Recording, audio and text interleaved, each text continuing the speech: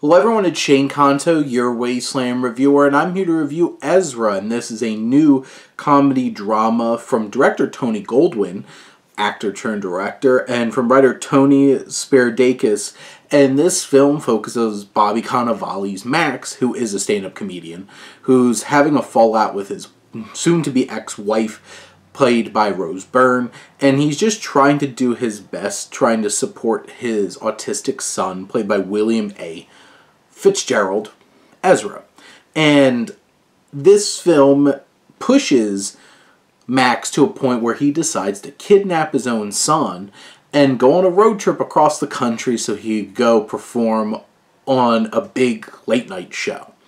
And this film starts off in a respectful way in how it's portraying autism and how it's showing a lot of the challenges, whether it's under-resourced areas or doctors pushing medication because of pharmaceutical pressures, and also the challenges of like under-resourced schools not being able to handle some of the behavior, and really challenging these two parents to really decide, does he need to go to a special school?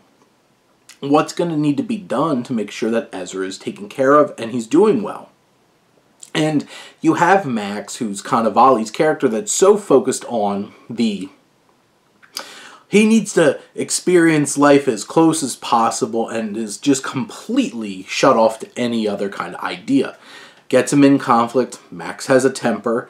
Things wind up not going well. And this turns into, like, he commits so many crimes in this movie.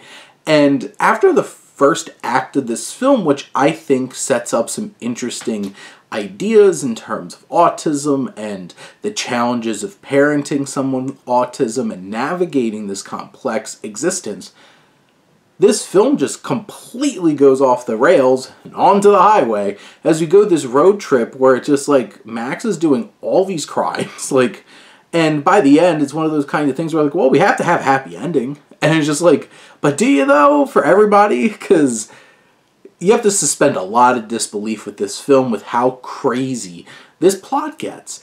And it's just like Amber Alerts and showing up on the TV and all roadblocks and all these different kinds of things. And he's still like, we're going to go out to LA. And this journey, I think, is supposed to be an interesting journey for Max, trying to really finally realize what he needs to do. And there's checkpoints along the way. He hangs out at this camp with his buddy Rainn Wilson. He shows up at like an ex, former flame, somebody played by Vera Farmiga.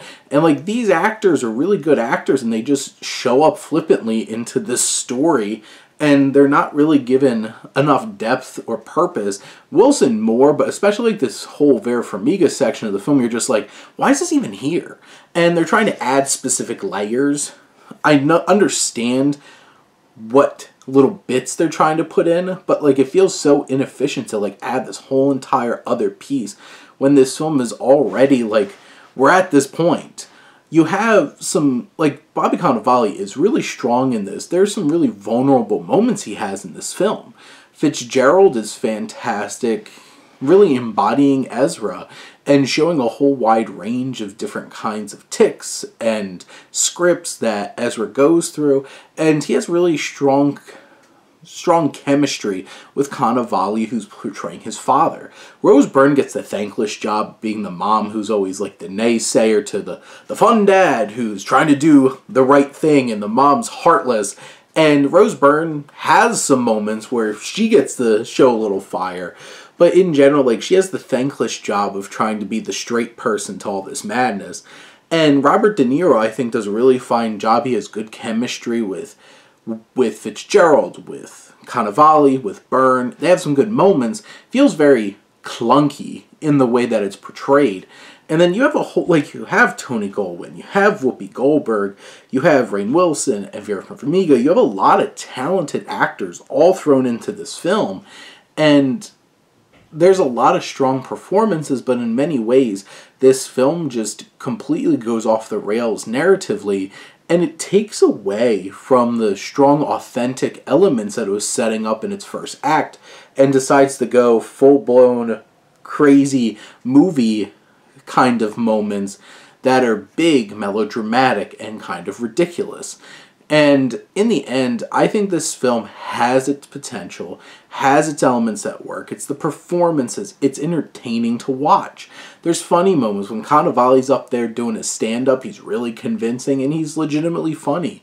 But in the end, this film really loses sight of what it feel like it's trying to do in its first act, in just giving this outlandish, crazy road trip kind of vibe to try to explore this father-son relationship that this film didn't feel like it needed. It just needed to explore what was going on. And it gets too crazy and convoluted for its own good. And by the end, doesn't really hit that impact that it was trying to find. But those are my thoughts on Ezra. Let me know what you think, and let's talk some movies. But thank you as always for tuning in and supporting your Wasteland reviewer.